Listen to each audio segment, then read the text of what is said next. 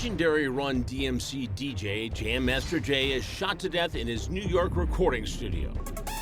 There are 5 potential eyewitnesses in the studio at the time of the shooting, but unbelievably, no solid leads.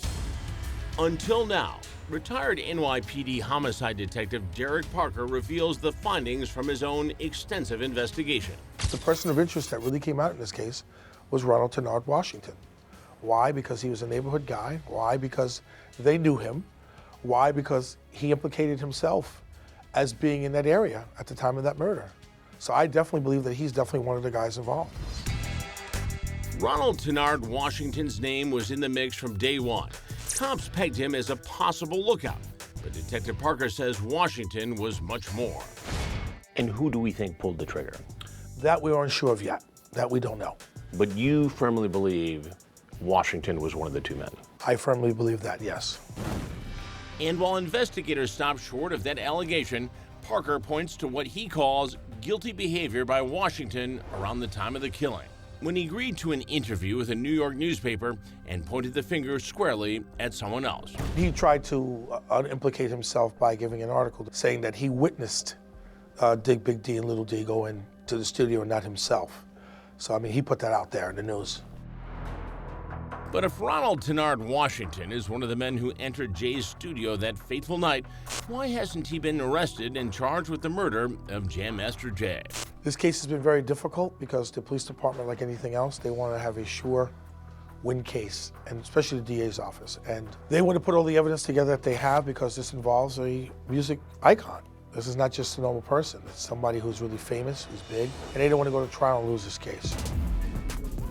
But then he's not exactly running around free. Not long after Jam Master Jay's death, the DA's office charged Washington with a series of other crimes. Some robberies, some commercial robberies, and I know that the feds had indicted him. And they have enough hard evidence to win a conviction. 6 years after the murder of Jam Master Jay, Washington was sentenced to 17 years behind bars. Off the streets. Off the streets, yes. But still no justice for Jay. And what about the second unidentified person who walked into the studio that tragic night? Who was the other man? That one we're not sure of yet. Hoping to find more answers, we head back to the crime scene, Jay's studio where he was shot down in cold blood. What's it like for you to stand here where your brother was murdered? Oh, it's eerie. Was this an inside job? Did the person who killed your brother know him? Yep, yes, I believe that. You're believe positive? that, so yes, I believe that all No my heart. question. No doubt in my mind. Not a doubt. I believe everybody that's in here that day knows something about what happened that day. And they're not talking. ain't talking. Once inside, it's notable the studio's layout, small, intimate. It would be nearly impossible not to see the person who pulled the trigger. But then imagine if you were sitting right next to Jay when he was shot. Well, someone was. Sitting next to Jay was another man who was shot in the leg. That was Tony Rincon. A close friend of Jay's and the eyewitness of eyewitnesses that night with a front row seat to murder. And what does Tony say about what went down? Well, Tony's always said that he doesn't recall who that was and doesn't remember. However, I don't think Tony's telling the entire truth. I think he does know, but he might be fearful as well. He might be scared that he doesn't want to say who it is. Did the bullet exit? Yeah. In this interview, just a few years after Jay's murder, Tony describes the events of that night, oddly recalling every detail except the identity of the shooter. I just hear fast footsteps, and then I hear Jay say, like, oh, heard the shot, and that's when I got hit in my leg. And Parker has dug up evidence he says shows this wasn't a random shooting. It was a hit that Jay saw coming. I learned about the threats that Jay was getting was that he was receiving phone calls from anonymous calls saying, I'm going to get you, or I'm going to shoot you.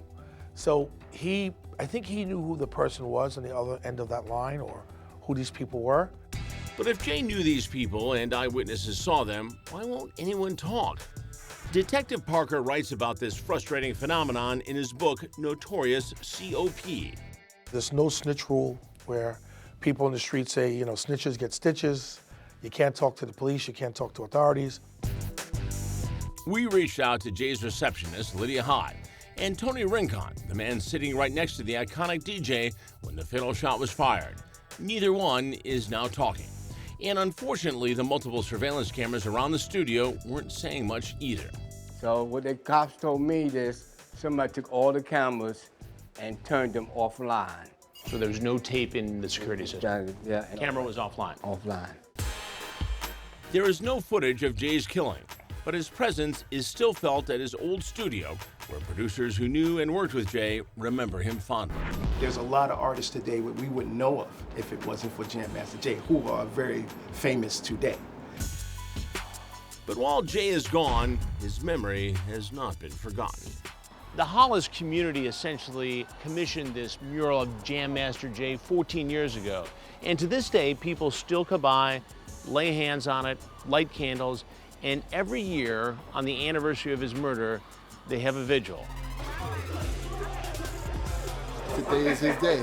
Today is his day. We're celebrating his life right now. I miss him so much, and I just hate that it had to be him. The Run DMC era, they created hip hop. The Adidas, of course. I mean, I love the song. That's tricky. Do you think this case will ever be solved? I think it will, because I know currently the detectives met with me and from the Cold Case Squad, and I think they're currently working on this case, so they're trying to resurrect it. In fact, this cold case is hot again. It's been reopened, finally giving Jay's family some hope for closure.